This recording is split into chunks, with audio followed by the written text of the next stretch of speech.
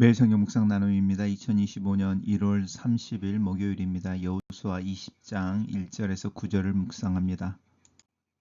본문을 읽습니다.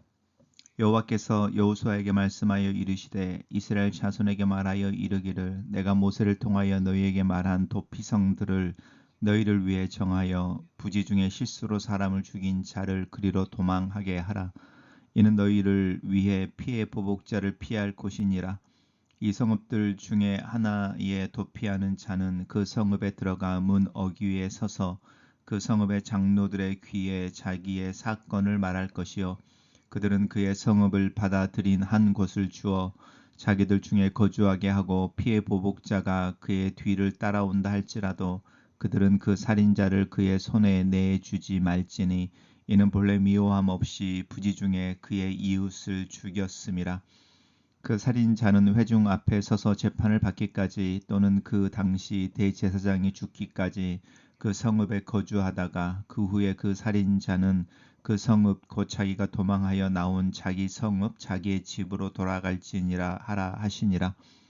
이에 그들이 납달리의 산지 갈릴리 게데스와 에브라임의 산지 세겜과 유다 산지 기란 아르바 곧 헤브론과 여리고 동쪽 요단 저쪽 루벤 지파 중에 평지 광야의 벳셀과 갓 지파 중에 길앗 라못과 므낫세 지파 중에 바산 골란을 구별하였으니 이는 곧 이스라엘 모든 자손과 그들 중에 거류하는 거류민을 위하여 선정된 성읍들로서 누구든지 부지 중에 살인한 자가 그리로 도망하여 그가 회중 앞에 설 때까지 피해 보복자의 손에 죽지 아니하게 하기 위함이라.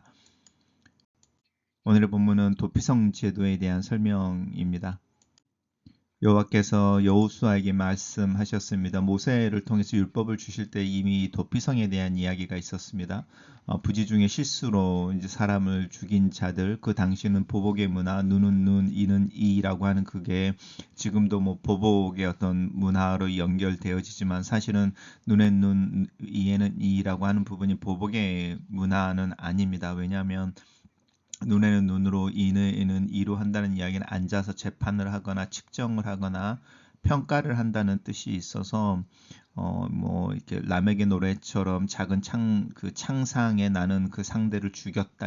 그리고 그 과도한 복수가 힘의 논리이고 또 그렇게 과도하게 복수를 해야만 다른 사람들이 나를 또 우리 가정을 가문을 업신여기지 않게 보이는 그 과도한 복수의 문화 속에서 이 부지 중에 실수로 사람을 죽인 자가 정당하게 재판을 받거나 또 자신의 목숨을 구하기 위해 도망을 쳐서 이제 자기의 목숨을 보존할 수 있는 제도를 만든다는 것은 사실은 굉장히 특별한 제도 중에 하나입니다. 그래서 이제 이 도피성인데요. 도피성을 6곳을 만들게 합니다. 그래서 이제 납달리 산지에 갈릴리 게데스, 세겜 우리가 잘 알고 있는 기랏 아브라, 헤브론도 사실은 도피성 중에 하나였다라는 거 굉장히 흥미롭습니다. 벳셀 그리고 이제 갓지파의 길랏 라못이라고 하는 것 그리고 이제 바산 골란이라고 하는 부분이 6개가 도피성으로 연결되어져 있고 이제 그 잘못 실수로 사람을 죽이는 중에 그 희생당한 사람의 가족이나 형제들의 복수로 본인이 목숨을 잃을 기회가 이제 가능성이 있을 때 도망쳐서 도피성에 오고 거기서 재판을 받거나 아니면 그 당시에 대제사장이 죽을 때까지 기다렸다가라고 하는 부분입니다. 이 대제사장이 죽을 때까지 기다렸다가 이제 자기 성읍으로 돌아간다라고 하는 부분이고요. 또 재판의 결과로도 이제 무죄가 밝혀진다든지 아니면 정당방위라든지 뭐 어떤 형태로든 간에 합리적인 설명이 되어졌을 때에 그 죄가 용서를 받고 일상으로 돌아갈 수 있게 하는 부분입니다. 굉장히 유니크한 그 죄인들 아니면 어떤 가해자를 구하기 위한 제도라고 할 수 있습니다. 단락을 요약해 보겠습니다. 하나님은 요단 서쪽의 3개의 도시와 요단 동쪽의 3개의 도시 6곳의 도피성을 두어 하나님의 땅에 하나님의 정의가 구현되고 우발적인 범죄자들이 공정한 재판을 받을 수 있도록 하신다. 이렇게 정리해 봤습니다. 도피성을 정하여 하나님은 우발적으로 살인한 자를 보호하십니다. 살인의 경우 피해 보수자가 정당한 복수를 할 수 있도록 하시면서도 고의성 없는 실수로 살인을 했을 경우에 신중히 판단하여 법이 또 힘이 오용되는 것을 막아 또 다른 살인이 일어나지 않도록 하신 것입니다. 이러한 제도를 두신 것은 하나님의 땅이 정의로운 곳이 되기를 원하셨으며 인간의 감정적인 복수로 인하여 이스라엘 전체의 하나됨이 깨트려지지 않도록 이스라엘 백성들을 위한 배려입니다. 하나님께서는 정의의 기준은 외적인 행동보다는 마음에 있음을 강조하고 계십니다. 겉으로만 나를 판단하는 세상 때문에 억울한 일을 당하셨습니까? 하나님은 나의 마음의 동기를 보시고 정의롭게 판단해 주실 것입니다. 들키지 않는 나의 왜곡된 또 합당하지 않은 동기도 하나님을 알고 계심을 기억해야 합니다. 멈춰야 할 것과 다시 시도해야 할 것, 또 용서해야 할 것과 용서를 구해야 할 것들 사이를 분별해 보시기 바랍니다. 하나님은 요단강 동편의 3곳, 요단강 서편의 3곳 등 모두 6곳의 도피성을 두어 어느 지역에서든지 실수로 살인하는 자가 하룻길에 도착할 수 있도록 배려해 주십니다.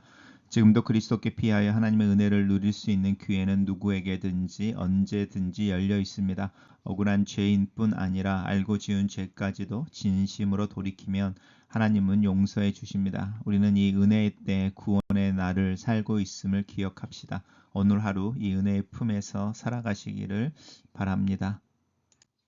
실수로 살인을 한 사람을 복수하려고 하는 자들에게는 절대로 도피성으로 피한 죄인을 내어주지 못하도록 한 규칙을 생각해 보십시오. 나는 억울한 일을 당한 사람을 이해하고 보호하며 섬겨주는 일에 참여하고 있습니까?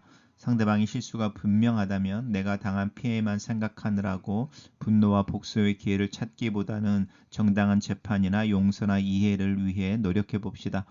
과실을 범한 자는 정당한 재판을 받거나 도피성의 대제사장이 죽은 후에 안전하게 고향으로 돌아갈 수 있었습니다.